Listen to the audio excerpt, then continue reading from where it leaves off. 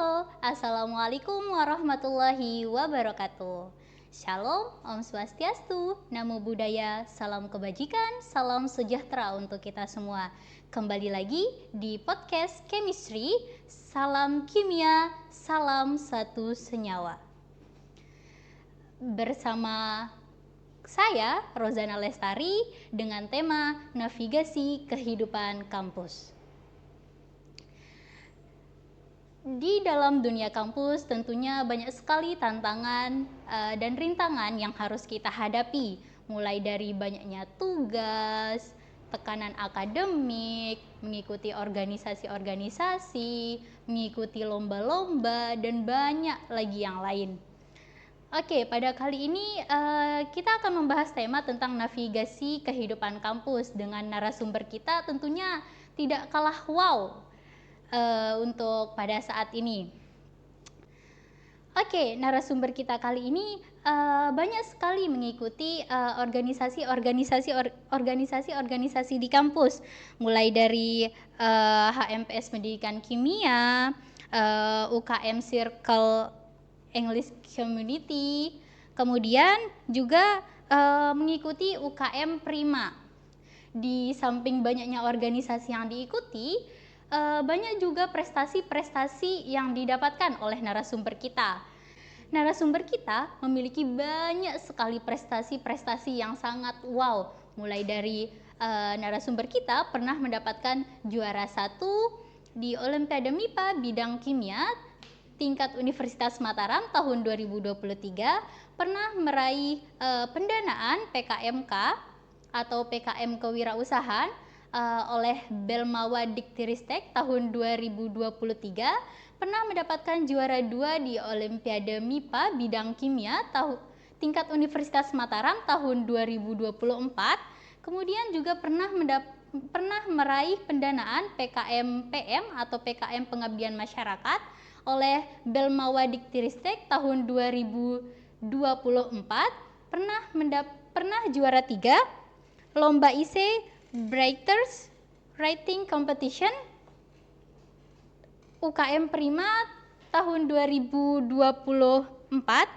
kemudian juga pernah mendapatkan juara 3 Lomba PKM bidang kewirausahaan di Disnatalis Pendidikan Kimia tahun 2024. Banyak sekali prestasi yang dimiliki oleh narasumber kita. Marilah kita sambut narasumber kita, yaitu Rizka Isnaini.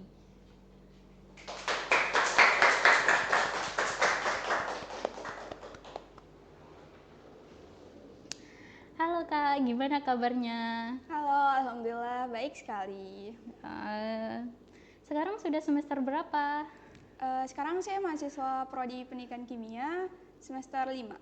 Oh ya, sudah hampir mendekati skripsi ya? Ya betul, sedang sibuk-sibuknya gitu. Jadi udah sekarang semester 5 ya, tentunya banyak sekali tantangan-tantangan yang sudah dilewati sampai semester 5 ini begitu ya. Ya, betul. Boleh nggak sih kayak kakak ceritain ke kita gitu, apa saja sih rutinitas kegiatan kakak selama di kampus? Baik, oke. Untuk rutinitas, tentu saja rutinitas utama kita sebagai mahasiswa adalah berkuliah atau belajar gitu kan. Selain itu juga mengerjakan tugas-tugas, proyek dan lain sebagainya. Selain itu saya sendiri juga aktif organisasi. Seperti yang telah disebutkan tadi, saya aktif di himpunan HMPS Kimia. Kemudian saya juga mengikuti UKMF Circle English Community, serta UKM di tingkat universitas, UKM Prima atau penalaran dan riset ilmiah mahasiswa.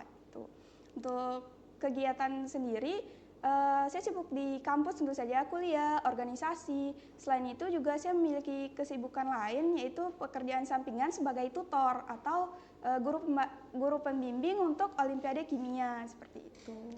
Oh, banyak sekali ya kegiatannya Kak, mulai dari kayak tadi yang disebutkan tutor Olimpiade, kemudian mengikuti berbagai macam organisasi dan mengikuti kayak lomba-lomba apa aja sih tantangan yang Kakak hadapi nih selama di kegiatan kampusnya begitu? Ya baik, untuk tantangan sendiri nih Kak, tentunya kita sebagai mahasiswa pasti nggak flat-flat aja kan kehidupannya, pasti ada Mhm. masalah atau apa gitu.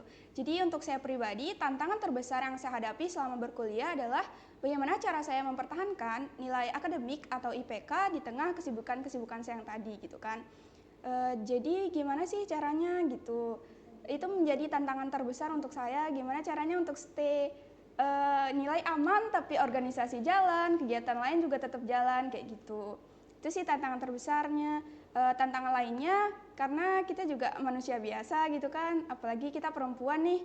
Kadang saya sendiri tuh memiliki mood yang suka berubah-ubah gitu. Jadi tantangannya di sana gimana caranya kita itu, saya pribadi mengatur mood, semangat untuk tetap beraktivitas dengan baik seperti itu. Oh, begitu ya, Kak. Berarti, di samping harus mempertahankan, IPK-nya, tentu, mempertahankan mood-nya saat belajar itu juga sangat penting begitu Iya, ya. betul, Kak. Jadi, dengan selain mempertahankan mood tentu, kita harus juga mengatur waktu nih untuk bagaimana menyeimbangkan, untuk belajar, kegiatan organisasi, ataupun kayak aktivitas sosial lainnya begitu. Jadi, gimana sih cara Kak Rizka nih mengatur waktunya untuk, kegiatan-kegiatannya itu? Oke, baik. Untuk mengatur waktu nih, jadi untuk saya pribadi untuk dalam mengatur waktu itu, caranya itu membuat to do list biasanya, Kak. Aku rekap agenda yang akan aku kerjain hari ini gitu.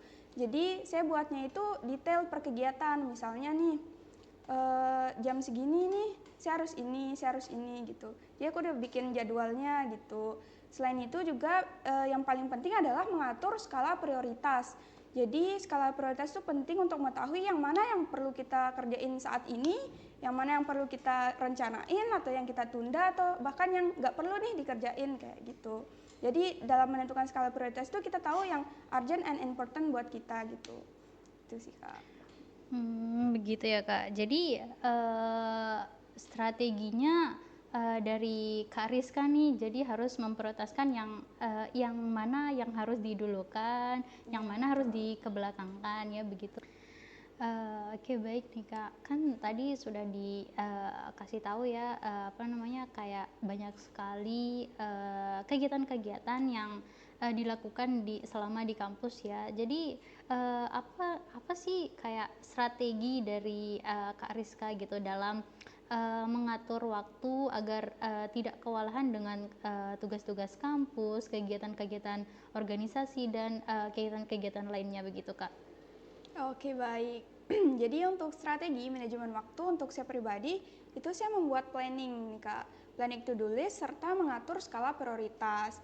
Planning to do list itu seperti saya menulis dulu nih detail-detail kegiatan apa yang akan saya lakukan hari ini, hari esok gitu. Terutama untuk per harinya sih aku bikin. Jadi per jamnya estimasi waktu berapa lama gitu. Itu aku bikin untuk to do list. Selain itu, saya juga mengatur skala prioritas nih. Di sini saya mengadopsi Eisenhower Matrix, itu yang membagi kesibukan tuh jadi 4 kategori nih Kak.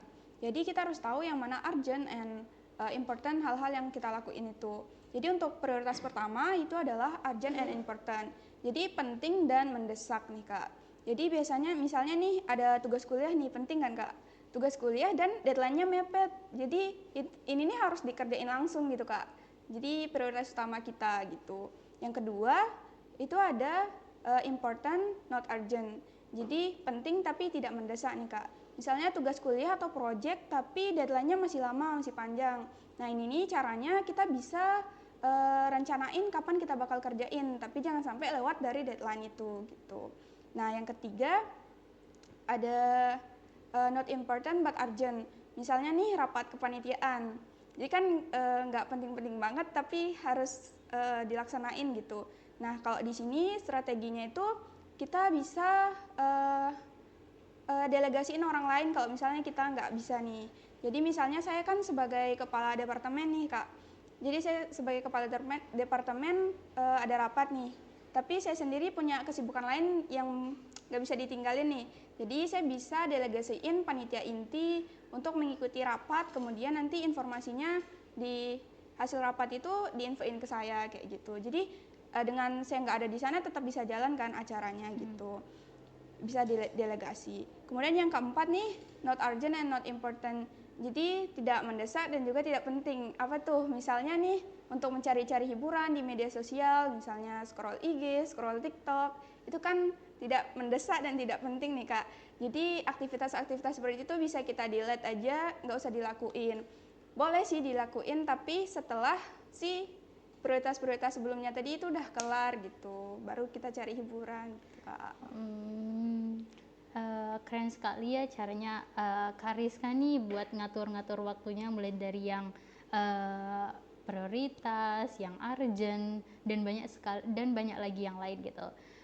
Ada nggak sih kayak aplikasi yang Kak Rizka gunain nih untuk mengatur waktunya begitu, yang bisa Kak Rizka kasih tips nih buat yang sedang menonton podcast kita?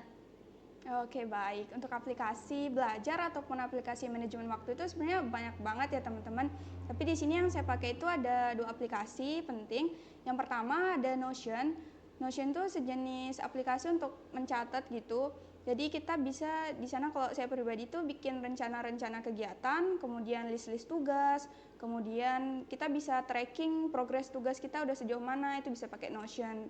Kemudian yang kedua ada aplikasi namanya Pomodoro. Pomodoro itu aplikasi buat set waktu. Jadi waktu belajar tuh kita bisa bagi per sesi-sesi kan teman-teman. Jadi misalnya saya setting nih 25 menit untuk belajar, 5 menit istirahat. Terus diulang-ulang seperti itu. Dan juga aplikasi di Pomodoro tuh dia akses ke HP kita tuh jadi kekunci buat aplikasi-aplikasi lain gitu. Jadi kita bisa lebih fokus dan nggak terdistract buat cek notif-notif WA ataupun medsos gitu. Jadi itu bisa bantu kita buat lebih fokus sih dan ngatur waktu dengan baik gitu.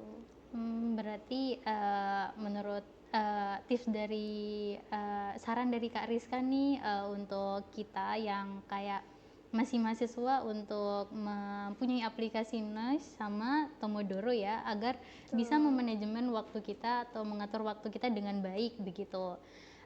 Jadi tentu dalam mengerjakan tugas dan dalam kehidupan kuliah itu tentu ada yang namanya tekanan ya.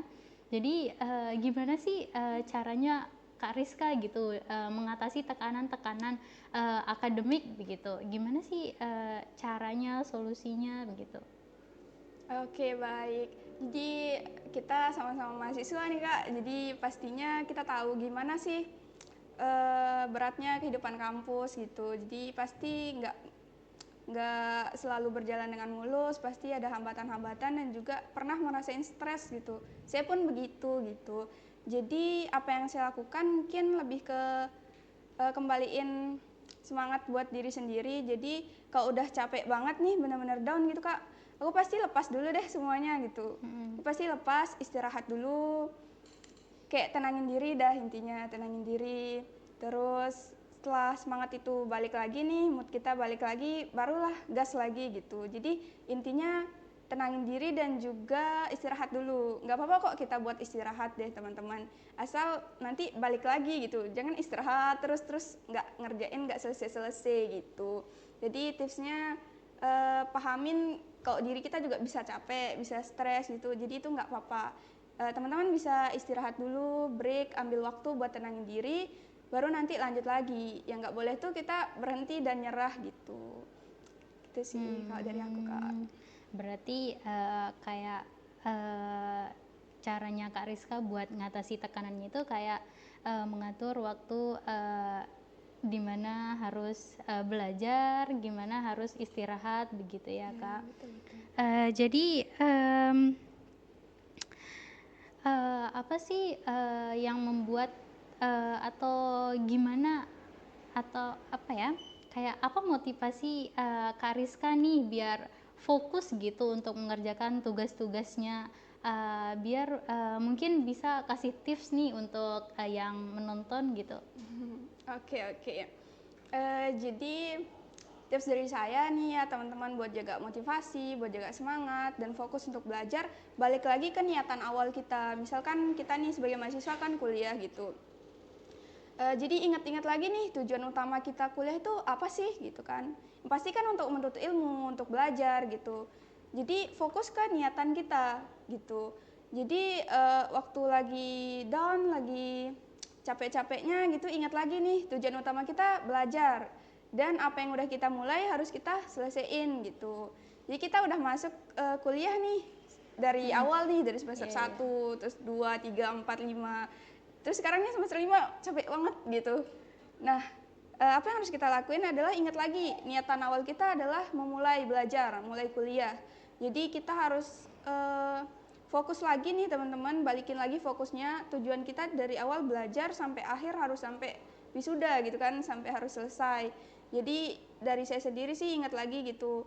Terus ingat lagi tujuan kita, terus ingat orang-orang di sekitar kita yang selalu support kita, ada orang tua, keluarga, teman dekat mungkin. Dan jangan sampai kalau dari saya nggak mau ngecewain orang-orang itu gitu. Jadi motivasinya dari sana juga. Oh, berarti motivasi agar tetap semangat nih dalam kuliah, mulai dari kayak keluarganya, teman-teman, dan orang-orang terdekat gitu. Jadi Kak Rizka itu tidak mau mengecewakan orang-orang terdekat Kak Rizka, begitu ya. Pastikan di dalam kuliah itu banyak sekali tantangan yang kita miliki, mulai dari kayak banyaknya tugas makalah, tugas proyek, tugas praktikum, dan banyak sekali tugas-tugas yang lain. Jadi gimana sih caranya Kak Rizka begitu untuk mengatasi stresnya mengerjakan tugas, buat apa ya, kayak biar mental health kita itu tidak terlalu apa ya, terlalu gimana gitu, biar tidak terlalu stres gitu. Gimana sih caranya? Iya. Oh iya, baik. Kita teman-teman mengenai mental health, pastinya kita harus jaga gitu kan. Selain kesehatan fisik, kita juga harus jaga kesehatan mental kita. Gimana nih caranya? Oke. Jadi menurut saya nih, tips pertama yang pastinya kita harus lebih mendekatkan diri kepada Allah Subhanahu wa taala, Tuhan Yang Maha Esa tentu saja. Jadi ketika down, kalau saya pribadi tuh pengennya nangis gitu, kan Kak? Jadi kayak capek banget ya Allah gitu. Nah, tapi nangisnya nih nangis ke Allah gitu. Jadi bisa teman-teman nih lebih rajin lagi ibadah, sholat, zikir, doa, curhat aja sama Allah gitu. Ya Allah, ada masalah gini nih gitu.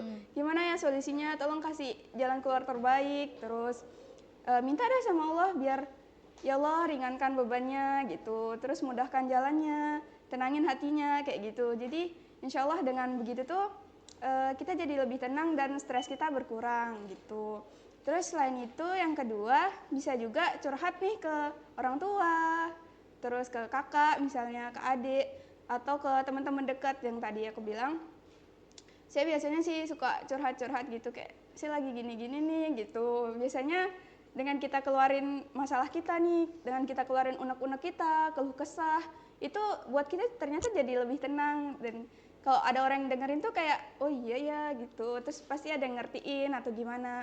Dan kalau udah cerita ke orang lain tuh pasti nanti bakal dikasih nasihat-nasihat, masukan yang buat kita kembali semangat lagi gitu Kak. Terus apa lagi ya? Yang ketiga nih, yang penting juga kita harus punya waktu me time gitu ya teman-teman. Jadi balik lagi ke diri sendiri, mungkin introspeksi diri, sejauh ini udah ngelakuin apa nih, pencapaiannya apa aja. Terus apa yang sekarang lagi dialamin. Kok saya sendiri biasanya nulis journaling sih Kak, jadi kayak curhat sendiri aja gitu di buku. Itu bisa keluarin lah keluh kesahnya di sana. Terus ambil waktu juga buat diri sendiri. Aku biasanya self reward juga gitu. Misalnya udah nyelesain suatu project atau suatu tugas yang berat nih, ya udah self reward gitu. Entah aku makan makanan kesukaan atau jalan-jalan ke tempat-tempat yang dipengen gitu. Jadi balikin lagi, oh kita udah berat banget loh, harus ada reward nih buat diri kita gitu Kak. Oh, berarti apa namanya kayak untuk mengatasi stres karena banyaknya tugas di kampus dan banyak lagi kegiatan-kegiatannya itu biasanya kita harus lebih mendekatkan diri ya kepada Tuhan Yang Betul. Maha Esa. Terus kemudian untuk meringankan beban yang ada di pikiran kita, kita harus sharing-sharing nih ke orang-orang yang bisa kita percayai, bisa kayak keluarga, teman terdekat, dan yang kita ngerasa kita nyaman gitu loh ketika mengobrol dengan dirinya gitu. Terus kemudian selain itu kita harus punya waktu me time ya. Betul. Karena itu sangat penting ya, karena untuk menyenangkan diri sendiri gitu, bukan hanya orang lain nih yang kita senangkan, jadi kita juga perlu nih menyenangkan diri sendiri begitu. Jadi Kak Rizka nih punya nggak sih kayak apa namanya Apa nih? momen inspiratif gitu yang paling berkesan selama kehidupan kampusnya? Kan sekarang udah semester 5 nih, pasti ada kayak momen-momen yang berkesan gitu untuk Kak Rizka. Oke, baik. Untuk momen berkesan ya tentu saja sebenarnya setiap momen berkesan sih, Kak. Jadi dari maba sampai sekarang tuh alhamdulillah saya dikelilingin orang-orang baik gitu. Mulai dari Oke. teman-teman kelas, teman-teman angkatan, terus aku aktif di organisasi tuh ketemu banyak orang dari fakultas yang beda. Hmm. Terus pastinya momen-momen yang kita dapat dari orang-orang tuh banyak banget sih, Kak. Jadi dari saya pribadi nggak bisa disebut satu-satu nih, tapi setiap saya ikut kegiatan selalu dapat momen-momen yang pasti bakal dikenang deh gitu. Gitu sih, Kak. Dari banyaknya momen nih yang paling berkesan, yang nggak bisa dilupain, yang paling berkesan itu yang mana? Oke, yang mana ya? Mungkin nih terkait PKM. Ya. Jadi saya kan kebetulan dapat pendanaan PKM-nya 2 kali. Yang pertama tahun 2023 tuh PKM kewirausahaan, kemudian yang kedua PKM pengabdian masyarakat. Jadi Kak, di PKM tuh benar-benar menguras tenaga dan pikirannya teman-teman. Jadi momen berkesannya adalah di situ aku punya satu dosen pendamping, Pak Dr. Jackson Siaan MPD. Beliau itu selaku ketua PKM juga di Universitas Mataram. Jadi momen berkesannya itu beliau ini sangat-sangat memperhatikan saya gitu. Jadi membantu, tentu saja membimbing selama kegiatan PKM itu berlangsung gitu sih, Kak.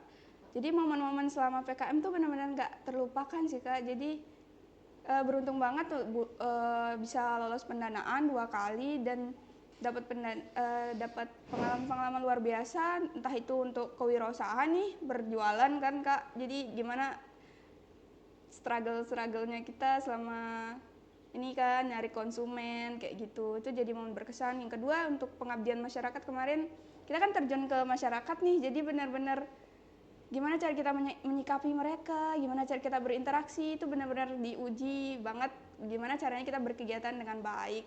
Jadi momen yang nggak bisa dilupain tuh PKM. Terus Kak. Oke, baik nih Kak Rizka.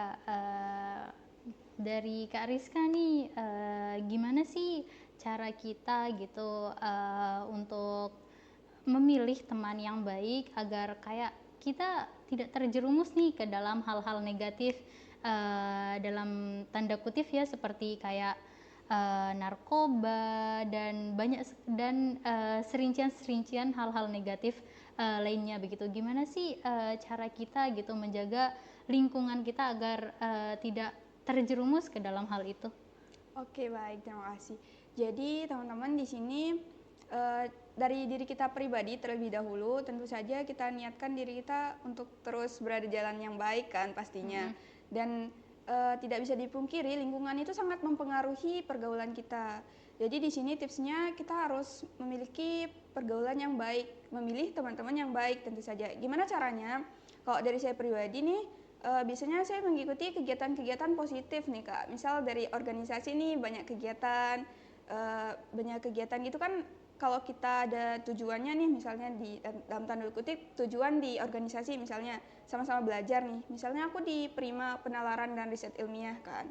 Nah di sana kita benar-benar sama-sama mau belajar nih, misal belajar kepenulisan, belajar untuk lomba-lomba seperti itu. Nah, menurut saya berada di lingkungan orang-orang yang sama-sama produktif, gitu kan, sama-sama ingin sesuatu yang baik, tentu saja perilakunya juga dijaga gitu kan Kak. Jadi menurut saya kita tempatin diri kita nih di tempat orang-orang yang baik gitu. Terus dalam memilih teman juga dibatasi aja gitu. Jadi sedekat apa sih gitu kan. Nah, tentu saja kita bisa jaga diri di sana. Untuk kalau misalnya mulai ada muncul benih-benih yang menyelempeng nih Kak, kita langsung aware aja gitu, langsung sadar, oh iya nggak boleh nih gitu. Jadi udah cut off aja gitu. Dari saya sih kayak gitu Kak.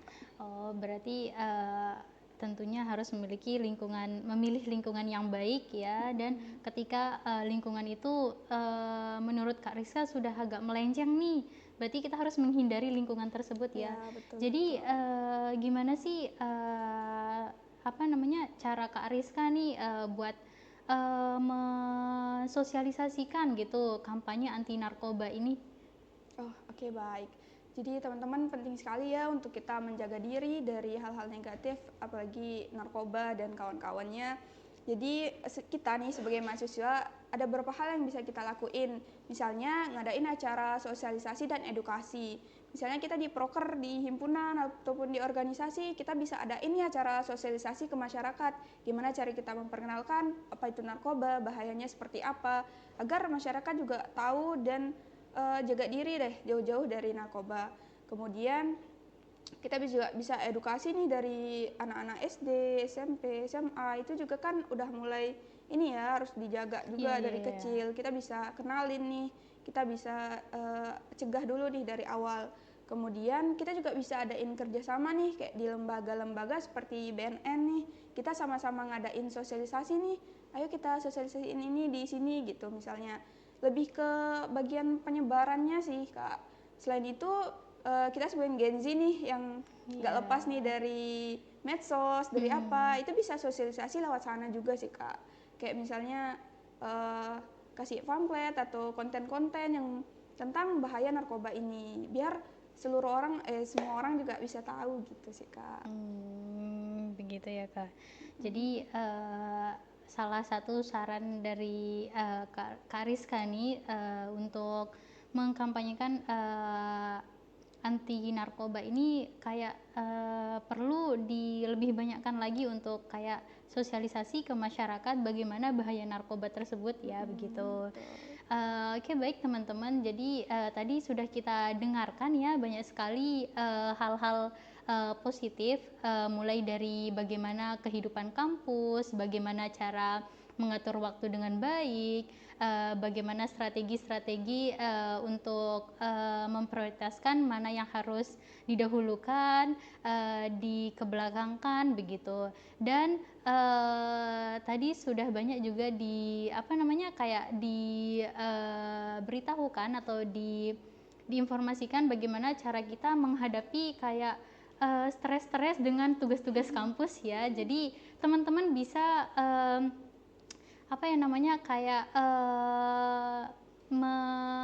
mengambil solusi yang diberikan oleh Kak Rizka tersebut tadi. Kemudian juga di samping banyaknya tugas-tugas kehidupan kampus, tentunya kita kan stres ya, jangan dijadikan stres itu untuk masuk ke dunia hal-hal negatif ya, begitu Kak. Jadi teruslah produktif, terus ikuti kegiatan-kegiatan kampus yang positif dan baik agar tidak terjerumus ke lingkungan yang negatif begitu.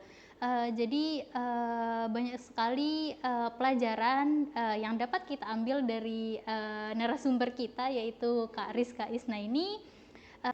Oke, itu aja podcast kita pada kali ini bersama saya moderator Rozana Lestari dengan narasumber kita Kak Rizka Isnaini. Kami pamit undur diri. Sekian, wassalamualaikum warahmatullahi wabarakatuh. Salam kimia, salam satu senyawa.